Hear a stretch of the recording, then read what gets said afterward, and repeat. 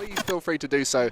It is very useful. But this is going to be 2 new decks we haven't seen on stream. We saw Palkia earlier, but it was with Inteleon. We're now going to be looking here at Palkia with Kyurem, which is a whole different dynamic. You know, you've got that big VMax that has powerful attacking and is a lot more tanky. I think a lot of people underestimate how hard it is to knock out 330 HP Pokemon, especially with VStars being the targets right now. And on the other side, the Lille regional winner was a Mew VMax, and we're going to see that again here. We see a DTE, a double turbo energy in the prizes there. So will be that build, which has been the favourable build as Lost Origin has gone on. Yeah, no, definitely. We also see a potential tech card in his prizes as well, with that big Parasol coming into effect, which will be, you know, probably won't come to fruition as much in this matchup here. But as we've already seen, Benji, or Benjamin Pham, I should say, or Benjamin, we call him Benji. You can call him Benji. I'm sure we won't mind with a Benji. He has opened with his Empoleon there, which is a really unique card, being able to stop sort of non-rule box cards and their abilities. So it's a really interesting tech card that you typically see in Palkia Kyurem. Sometimes you see the 1-of, sometimes you see the 2. It does open with a Battle VIP pass as well, getting down that Palkia and Radiant Greninja. Yeah, the Empoleon, I don't think it's going to come up here. The only Pokemon it can affect is an Oricorio if we see that in the list. Otherwise, Empoleon is just a low damage output attacker. Not too bad a start because the energy, if powered up, can be sent towards the bench. But in this matchup, definitely wanting to hit those big numbers to take out Mew VMax. So we'll be focused on powering up a Kyurem here. Try and get those big numbers. It will be around 4 or 5 energy, depending on if the choice belt is involved, I believe. And we'll see whether the Oricorio is involved as well. So lots of numbers there to think about. On the other side, Mew VMax will be thinking about the damage output potential with those fusion tablets. The power tablet, sorry, in the prizes. You need all 4 of those to get a knockout a lot of the time. You might need 3, and having 2 of those prized could limit the damage output potential for that Mew VMax. Yeah, what we're seeing now with a lot of these 4 DTE Mew decks, you know, they're able to play a bit more unique cards in their list. So Merijin is playing that switch card as well to help kind of reduce that amount of damage on the board from things like Sableye and so on. But you've also playing certain cards like Roxanne Path, which we've seen, you know, we've seen Marnie Path being such a big thing in the format since Marnie and Path have been out. Just in the last game. Oh, Joe used the Marnie Path several times against a deck with only 1 Pokemon that will get affected by the Path. It really does disrupt a lot of decks, and no deck more so than Mew if it doesn't have that stadium available.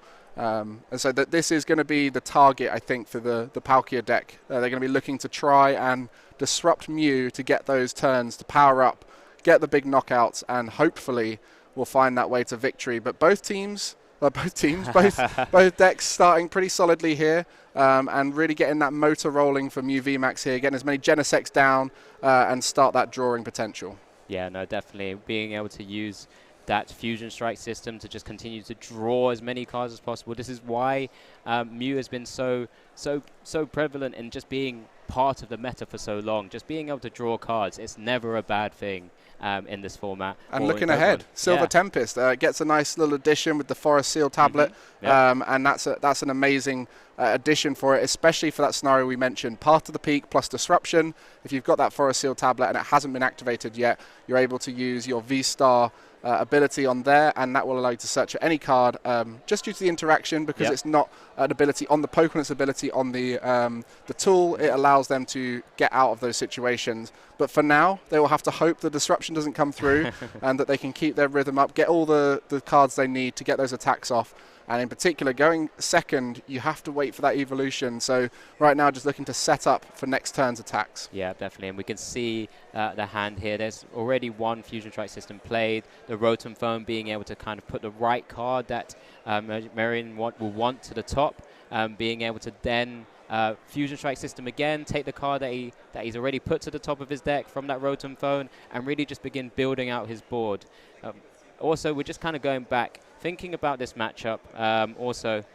You know, with that Roxanne and Path, it's typically one of the few things that we're going to see that impacts a lot of Benji's board, because once that Kyurem uses its massive attack. It discards a lot of water energies to actually be able to take knockouts. Just being Roxanne Pathed, it can't use Glaciate World to be able to put the actual energies back onto it again. So there's lots of little different things that that the Mew list will be able to do to sort of impact the matchup. Yeah, I think both Mew and Palkia variants at the moment have pretty good matchups across the board.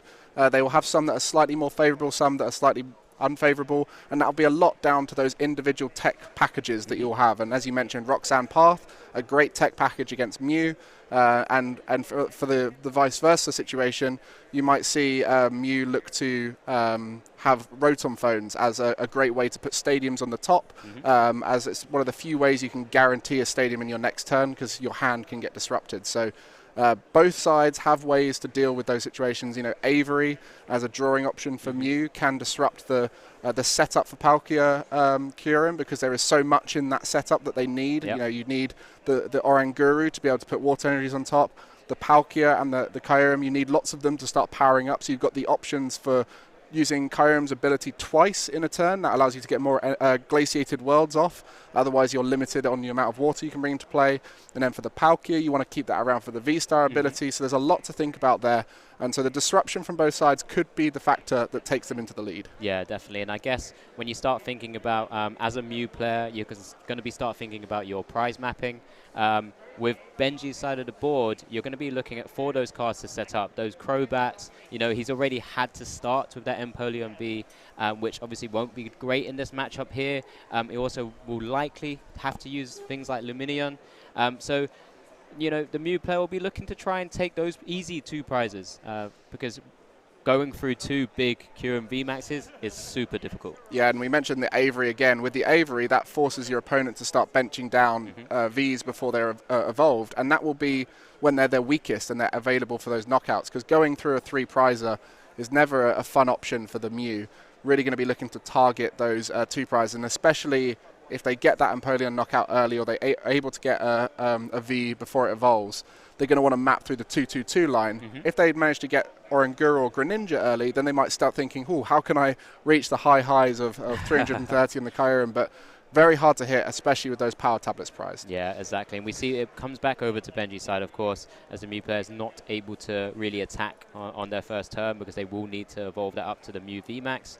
Benji's side is using the Star Portal V-Star ability from the Palkia V-Star on his bench now. Did just Iridir, of course, for that Kyurem VMax and the Air Balloon, which is just attached to the Empoleon V, is going to start trying to use his Palkia V-Star initially first because he doesn't want to be, unfortunately discarding water energies off of that Kyurem VMax this early. He wants to be using it for those large KOs from Benji's side. He's going to be trying to, if he needs to, go through a Mew VMax. But again, there's that opportunity to go that 2-2-2 prize mapping because there's a lot of Genesects and already has taken a knockout on a easy Mew. Yeah, just announcing the subspace swell there on the Mew V. Mew V, one of the more squishy of the V cards, a little bit lower hit points.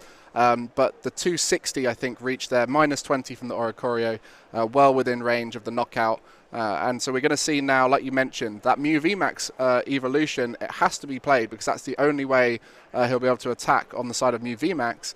But that does open up the Kyurem to come in and get a big knockout. And even if that's not the case, Benji can just go through the Genesects now because he's got that first knockout, so it's 2-2-2 will be fine to get to the end. And that's why it's so key in this matchup to get that first turn. Yeah, no, definitely. And that's why I really like the play of Benji going for the Palkia as an attacker initially, because that Kyurem could kind of just hang back, go for the big knockouts if it needs to. And we do see the boss on the bench, Kyurem V there as well, just kind of trying to take an easy 2-prizer where he can. We mentioned things like Avery already. He's going to have to time that well so that he doesn't see Benji have to discard the Empoleon V because he wants that on the board. He wants those 2 prizes. It's a similar vein from Benji's side as well. He plays 2 Collapse Stadium. So that's his opportunity to also remove easy prizes off of his board. So he can leave the 1 prizes there. He can remove the Crobats, remove the Luminion, remove the Empoleon when the opportunity exists. Yeah, for how are we pronouncing this name? Merijin? Merijin. We go with Merijin. Let's commit with Merijin. Again, apologies if it is correct. We'll happily take the hit, and yeah. we'll find out later to confirm, of course. Yeah, but the Empoleon will be in his mind as that's not going to evolve. So I can leave that on the bench. But as you mentioned, the Collapse Stadium is an option to be able to get rid of it in play. Then he'll be really stumped having to get a VStar or a VMax out of the play. But getting that bench V will take away the acceleration as well from the potential evolved VMax. So a smart decision there to go for the boss, and it was the perfect numbers there with the double turbo energy reducing the 210 down to 190, choice belt up, 220 knockout. And so that's where Mew really excels, is taking out just Pokemon Vs. Now he's going to be a bit more scared as V-Stars and V-Maxes are in the way. Yeah, no, definitely. And I guess even just keeping hold of those power tablets for later turns, if he knows he has to maybe get through that Kyurem VMax as well at a later stage at some point. Benji's going to be thinking about just trying to get that boss. He plays 2 copies, you know, maybe bossing around the Mews just makes his life a little bit easier. Because right now he hasn't activated Roxanne, of course. You know, it has to be when he's down to 3 prizes or fewer, when Roxanne can be played by your opponent, to then sort of disrupt his hand. We've seen a concealed cards there. Also, there's 1 boss, yes. Yeah, just looking on Benji's side, 1 boss prized, and he only plays 2. So that ability to snipe up the double Genesect in a row or a Mew on the bench is not going to be the easiest approach. I think it will have to be a Mew VMax knockout, and you see that Kyurem VMax is powering up. That's plenty enough energy right there. I've played a bit of Kyurem myself. I'm surprised I don't remember the numbers. 120 plus 50 for every energy discarded, and then that's where you start thinking about the 20 reduction from the Oricorio. That will bring it down, and then you got the 30 addition from any choice belts you might have. Yep. But with 5 energies on that Kyurem, I think we're well within range. Yeah, definitely. We did see the Melanie there to be able to attach an additional water to that Kyurem VMax.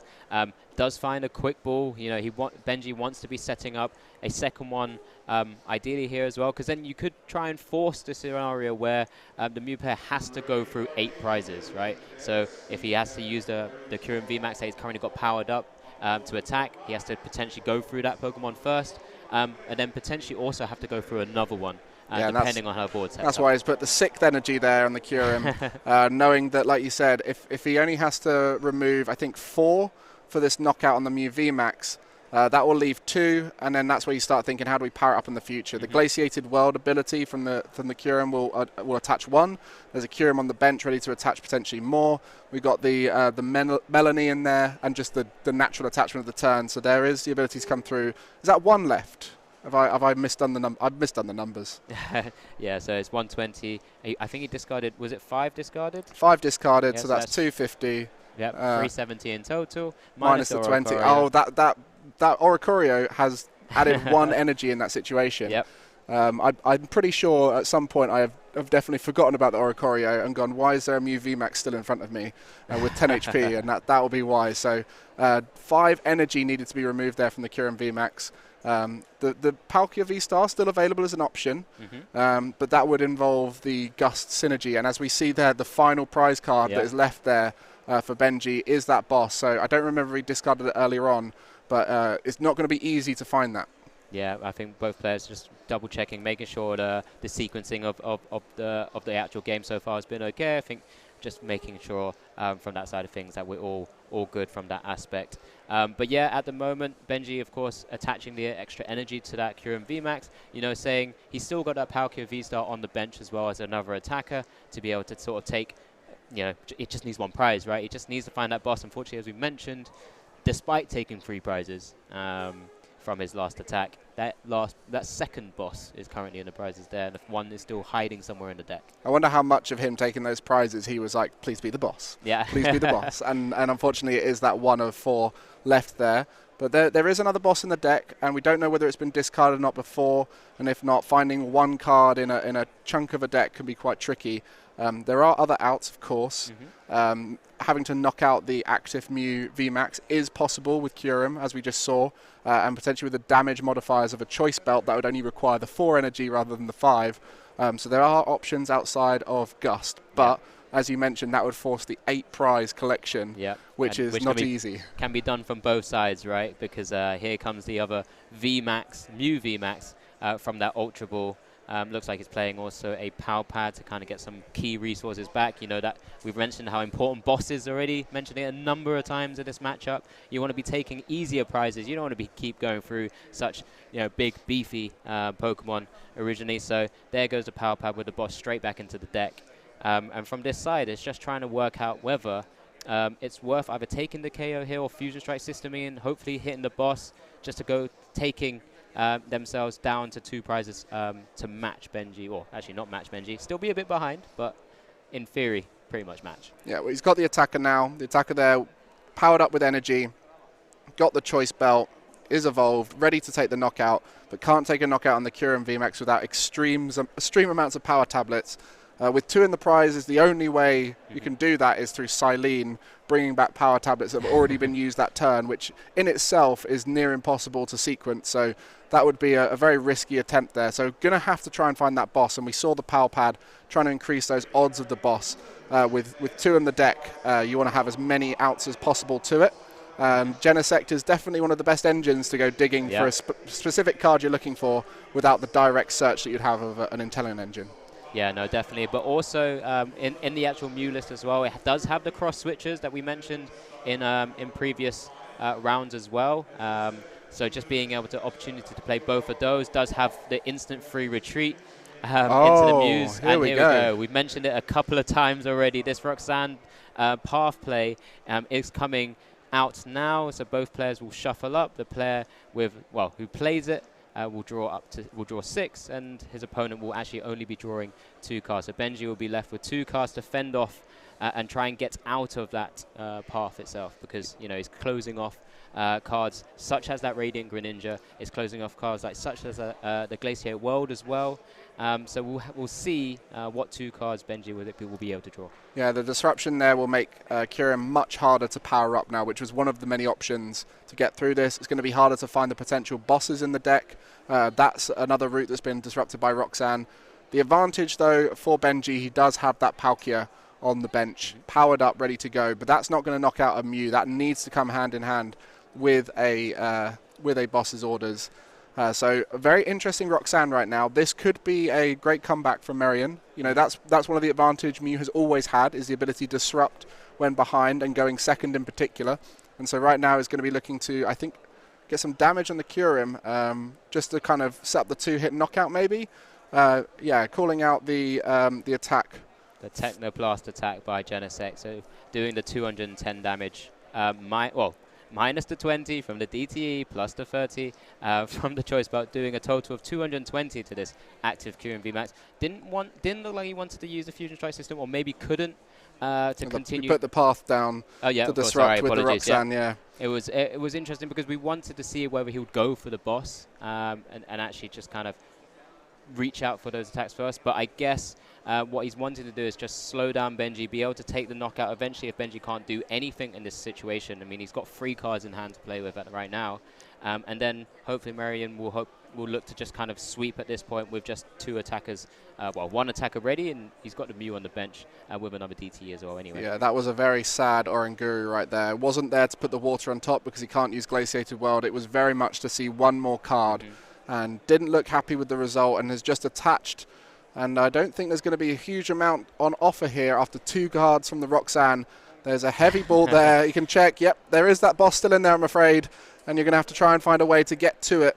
Not from your prizes, because then you win the game, but through your deck. And that's an amazing Roxanne path right there. And no knockout was taken by Merijin, but he knows he can just set up that slow multi-knockout. Gives him a bit more time to find the boss, which he's got in hand now. Yeah, he's already got it ready. So all he really needs to do now, because he's used Technoblast, of course, the text is during your next turn, this Pokemon can't attack. So this current active Mew VMax is not going to be able to do much unless he finds a way to retreat it back out. Does look like he has double cross switcher in hand as well, giving himself that opportunity now to just target down that Palkia VStar that was sat on the bench and just start basically grinding through, because now Benji's now just got a really damaged Kyurem VMax, which is now just bossed back up.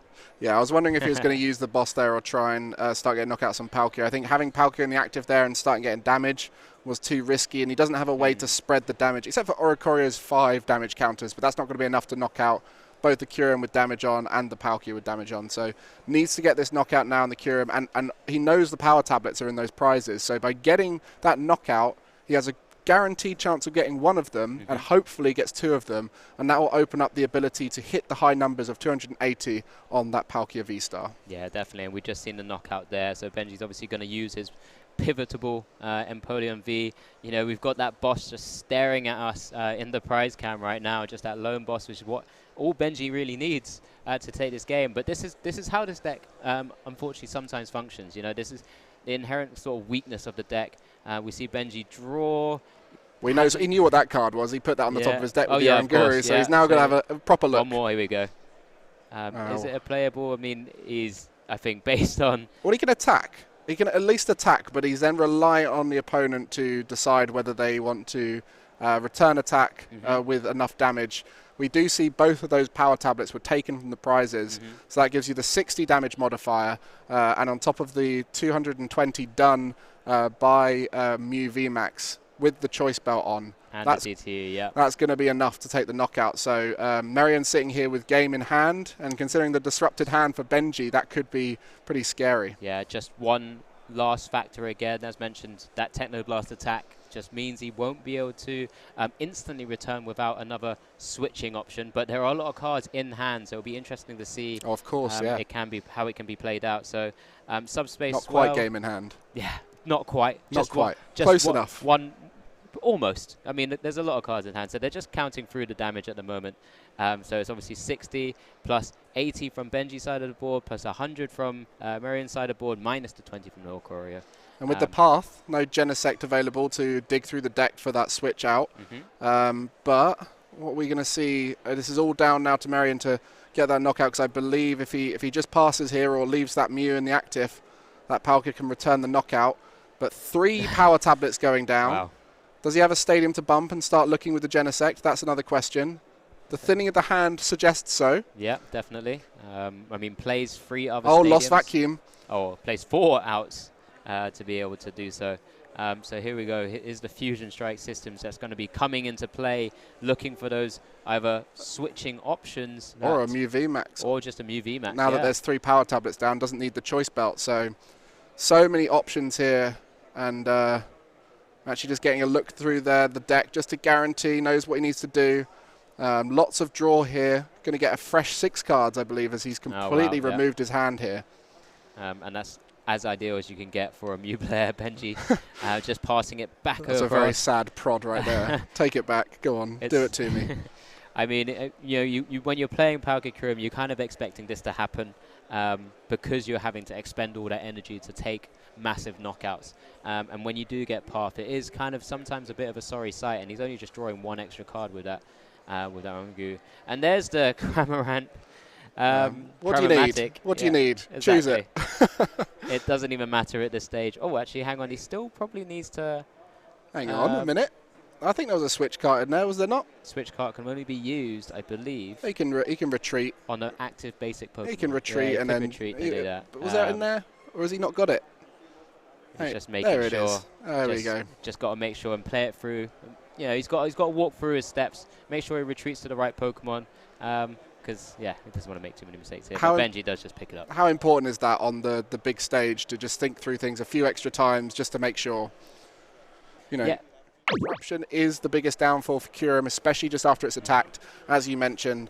So Benji might have to think about that a little bit more, or maybe he'll go through a different route here and find those bosses to punish the bench Genesects. Yeah, I think one of the great things about Palkia Kyurem is that, it's a lot of people think about it as relatively straightforward, but then you can start thinking about things like resource management in the actual deck itself, making sure that you have the right cards remaining, because you know you're going to get Pathed, you know you're going to get Marnied, you know you're going to get Roxanne, because you still are a combo deck. You want to be using those Iridas to get the right pieces for you to put to the top of your deck and use Glaciated World to start taking big KOs. So it's a really interesting deck, and it's obviously been very popular in this meta game as well. Hasn't quite converted to anything like a win yet, I don't believe. But, you know, there's a reason why people play it. You know, it's relatively straightforward, but it does have little intricacies that you can play. Yeah, the challenge you've got with playing two very good attacking lines is you don't have that room for the consistency as much. You don't have the ability to chuck in a barrel line or have the Inteleon line to be able to search like you do in the straight Palkia list. So it does reduce your consistency as a deck, but you do have that huge pop-off potential to be able to knock out anything in the format, and that's why it does have an advantage in some ways against Mew VMax to be able to knock it out, where not many decks can hit that 310, even 330 with the Oricorio reduction. But in this occasion, it does show the lack of consistency and the lack of draw outs when you do get disrupted and passed. I mean, it does in itself lend itself to momentum, right? Get those early knockouts and keep knocking out. But it also can then be punished with the Roxannes, the Marnies, the Paths. Yeah, typically when you're facing other Pokemon or other decks which have massive HP or VMAXs, you know, if you can take out that big target, you know, it's really hard to set up, usually, a follow-up attacker.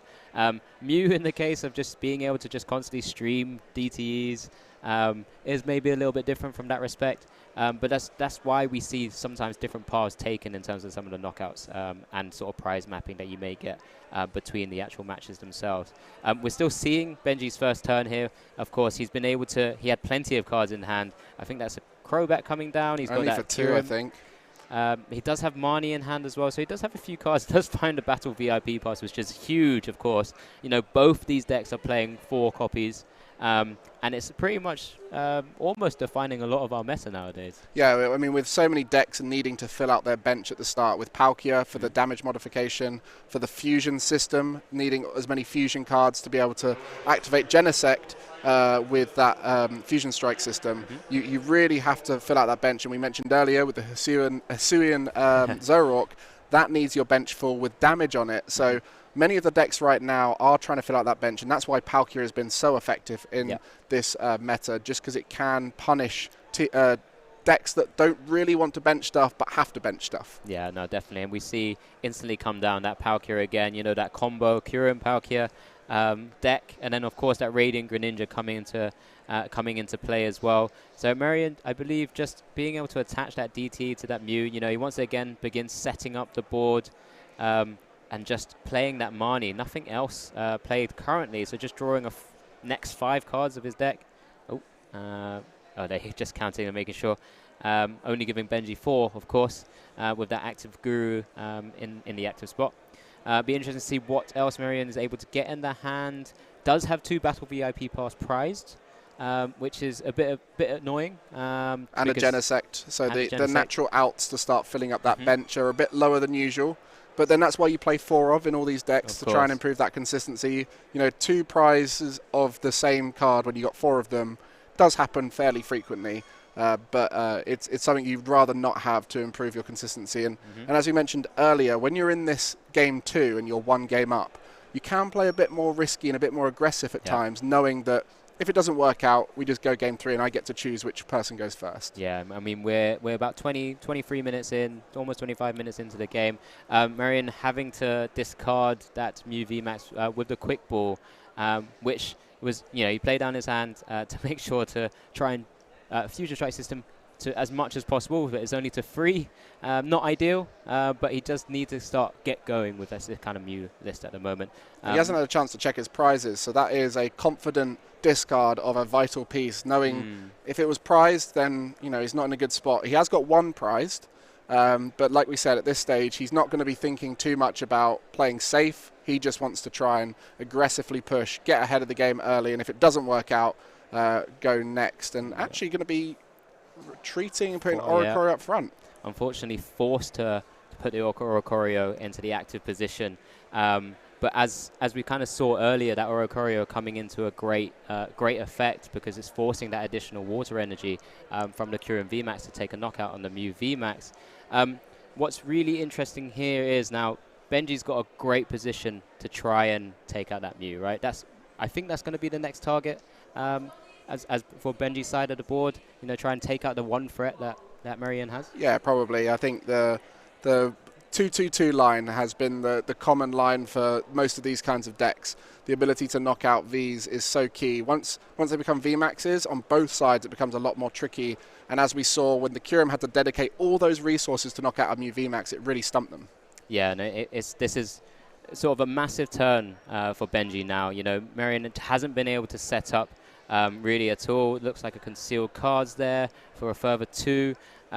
Doesn't look too pleased necessarily with his hand right now, but you know, you can take a little bit of solace in the fact that, you know, Merijin just hasn't been able to do much himself and only really has a free fusion Pokemon board at this moment in time. Does have, or has been able to draw into the Kyurem VMAX, uses the Glaciated World, that water energy goes.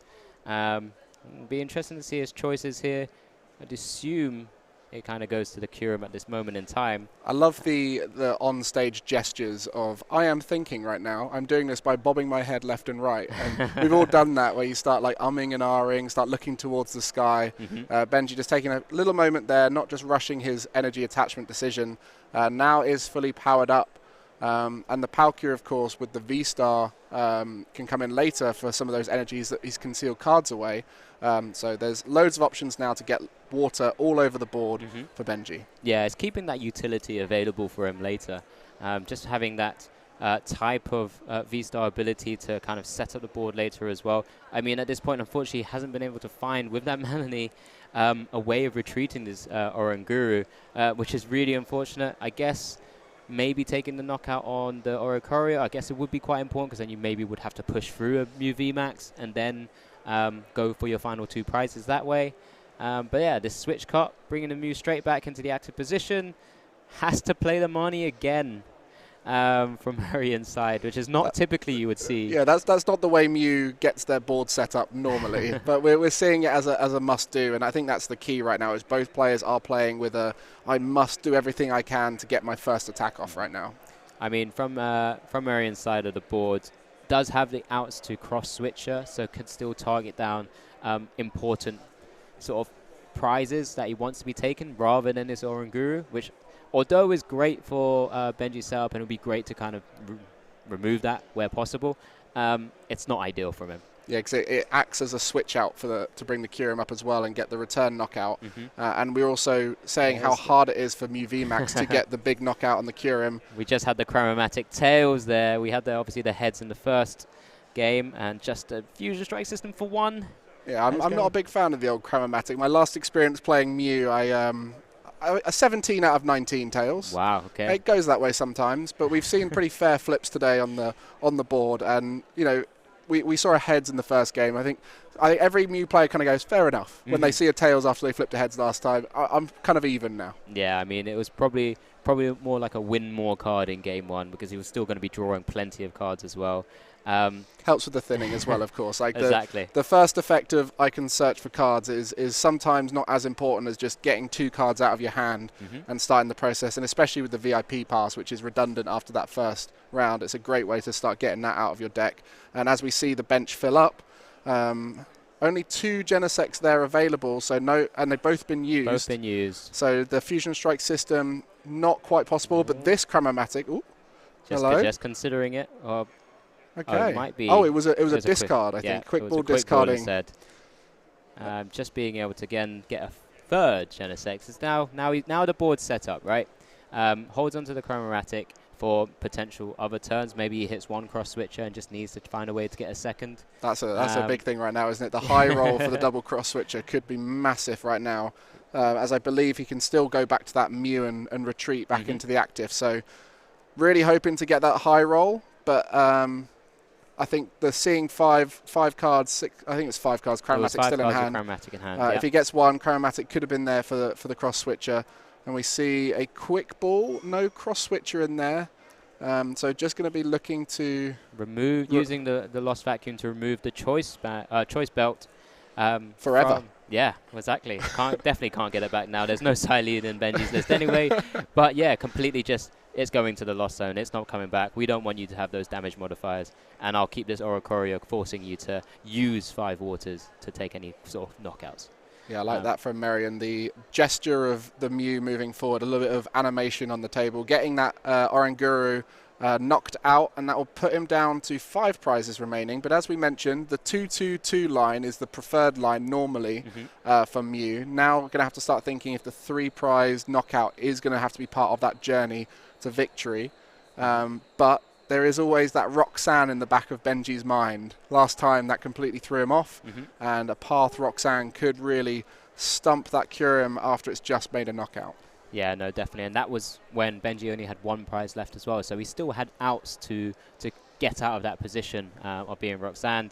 But in this scenario, if he is able to take a knockout on a Mew VMax, that does already qualify the use of Roxanne, and it's still 3 prizes to go. So it could put himself in a really sort of awkward situation now. Of course, Benji just playing through his turn at the moment, does have the active Palkia V there, and just uses concealed cards just to kind of see an additional 2 cards or draw into additional 2 cards there from that Radiant Greninja. I'm just kind of mulling over his options now. You know, he does have the air balloon attached there to the Origin Form Palkia V, and now he's just got to try and figure out his way of getting through this deck. So, his matchup, sorry. Yeah, Palkia VStar can't get the knockout on Mew VMax. That's out of range. Even with the choice belt, it was out of range. Especially with the Oricora on the bench. So he's going to have to start thinking about that Kyurem. As we mentioned, the choice belt was vital with Oricora on the bench as to 1 more energy needs to be discarded. So it needs that extra powering up, which is not the best position, because the more energy you discard in that turn, the more likely you are to be punished with something like a Roxanne or even a Marnie. Which I don't think there's any Marnies left because they were used early on for draw. But on the side of Merijin, he is convinced that this game is winnable. That's why we're still here. He's 1-0 up in the series. He's going to try and win it in game 2 here. He's got that first knockout and is now trying to play off that momentum, and knows he's always got disruption in his back pocket to come at the, not literally in his back pocket, but in his deck at the end to get himself back into the game. Yeah, there might be a slight concern here, just as Benji is using the Star Portal VStar ability from that from that Origin Form Palkia VStar, and that's 7 energies now on this Kyurem VMax, which is, it's a bit of a beast here. That's a lot. That's a lot of energy. He's discarding 5 to take them to KO on this Mew VMax. Remaining will be 2, but there's only just 1 water attachment then to continue attacking and just forcing awkward spots for Merijin. One thing we do need to keep out, he did have to discard 1 Mew VMax, didn't he, early on? He did. One's just been knocked out, 1 is prize, so he's the only way to recover some of his Mew VMax is actually using Silene. I hadn't even thought about that. That's massive right now, because that early discard of Mew VMax was blind to the deck. Hadn't had a deck check yet. Couldn't tell there was 1 in the prizes. Played for the riskier option, trusted the deck to draw through and hoped that there was still 2 in. But as you mentioned, 2 in the discard, 1 in the prizes, none left in deck, and there is no other options to start getting knockouts. And with the time on the round, if he doesn't get that Silene, that's the time where you just go, let's go next. Yeah, no, definitely, because we know this deck can play really fast. It does have a lot of sort of micro decisions when you're going through, but it can kind of stream through. I think that's an Ultra Ball. He's just looking through his deck now. I know he had he did have to quick ball search for the Genesect, so he did probably have a quick look. Maybe didn't quite clock that the 3rd Mew VMax wasn't in the deck. And on stage, that's where pressure can start affecting you. You might misremember something. You might remember your prizes from the previous game. You might not even think to check it. You might go through your prizes, only find 4 of them and go, it'll be fine. I don't know what the last one is. There's so many things that with the added pressure of being on stage might have been missed. And that Ultra Ball there, we assume he knew that was the case and was looking for the outs. And so now is aware that Silene is that only out. Yeah, so Benji would have been seeing this Ultra Ball come down. He's already noticed, well, hopefully would have noticed that there's 2 Mew VMaxes in the discard pile already. And knowing that this wasn't a Mew VMax taken from that point of view would give him a little bit of solace from that side of things. But at the same time, there's the chromatic heads. Anyone like coin flips? Here we go. It was 1 to get the card and then 2 on the card. Let's see what happens here. Only needs the 1 though, right? Yeah, only needs the 1 and then can just draw straight into it with the Fusion Strike system ability of Genesect. But this could go wrong, and that would probably cause the game to just end at that point. I think so. As you mentioned, Silene, the only way to get a Mew VMax back into play. So we'll see. First flip, tails. Second flip, heads. He does hit the heads, and that's massive to actually just have an attacker to continue going through. Does still mean that there's a lot of things to kind of draw into to actually do anything against this Kyurem in the active position. may look to try and do something else and try and take out something else. Mew VMax. Yeah. what a lucky draw. It happened to be on the top of the deck there, through that Silene. And fresh 6 cards as well. Yeah. That was the Ultra Ball, thinning it down. Right. So, you know, the deck working as intended.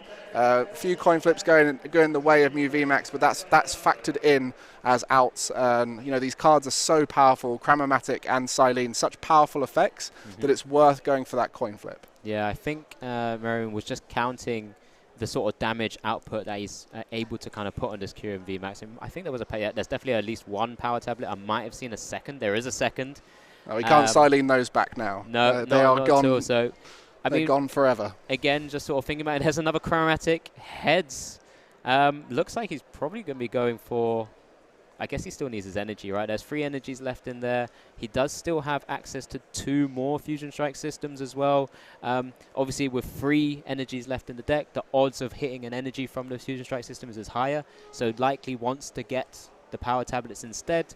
So just kind of increasing his small percentages here and there to really take the knockout. Because if he is able to, I'm not too sure right now how I see Benji coming back from this. Yeah, if he gets that knockout, he'll have to get it through 4 power tablets and a choice belt and getting the energy.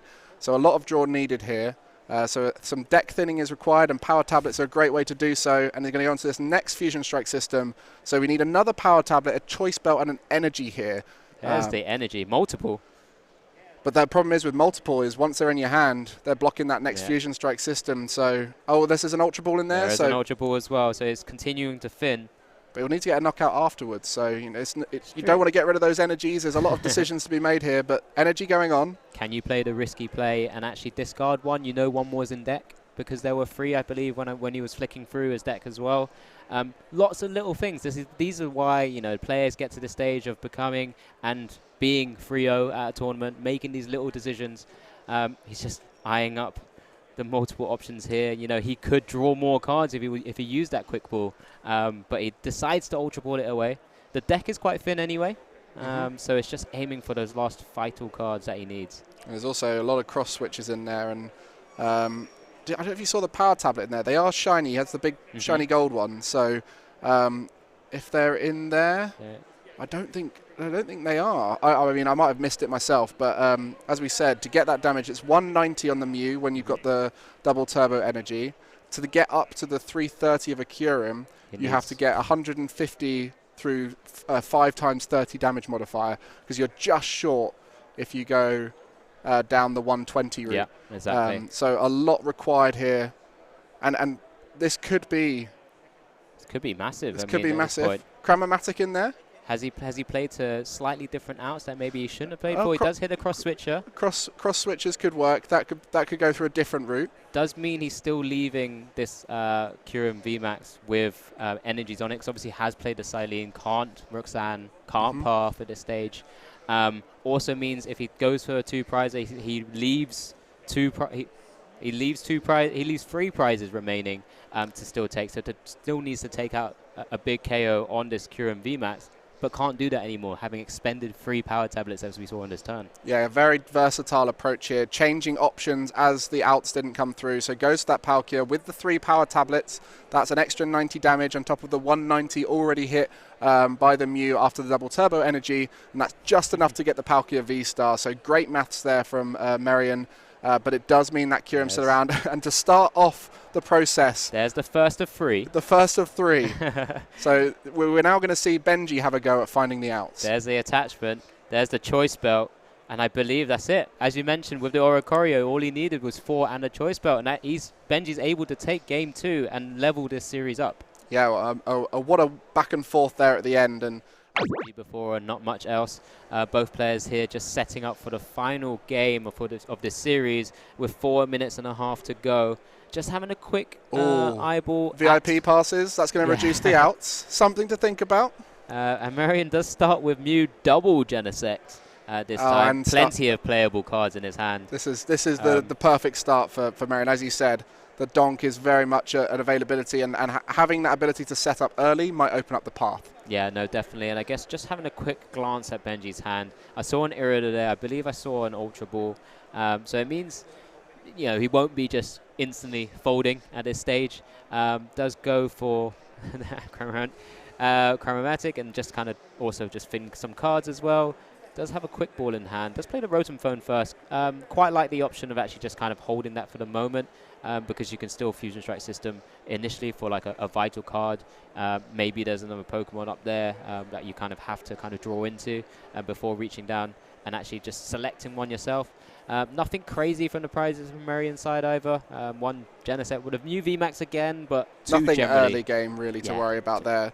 And with the time on the round, I think we are going to be looking for early potential victories, stealing a game just due to that variance that can happen with the card draw early on. But as you mentioned, there's so many cards on both sides that can help you out of this situation. It'd be very unlucky for either player, but that's just Pokemon, right? And throughout the day, they're going to be playing a Swiss. That's why we play such long Swiss format. Give that variance a chance to even out. Both these players doing well to be 3-0 right now. And if they were to get a draw here, for example, that's still points. It's still important to contribute towards that that 19 points.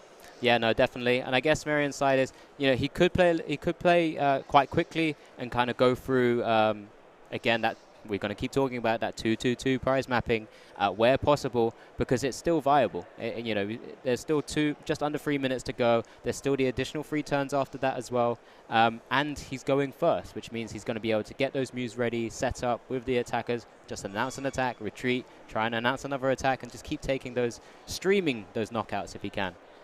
Yeah, and the speed of play right now is very similar to earlier on. Neither player trying to force a fast game here, which you do see, don't you, in particular in those vital rounds where both players are thinking, well, a draw's not good enough. At this stage, a draw is still points, and they're not too fast drawing this early on in the Swiss.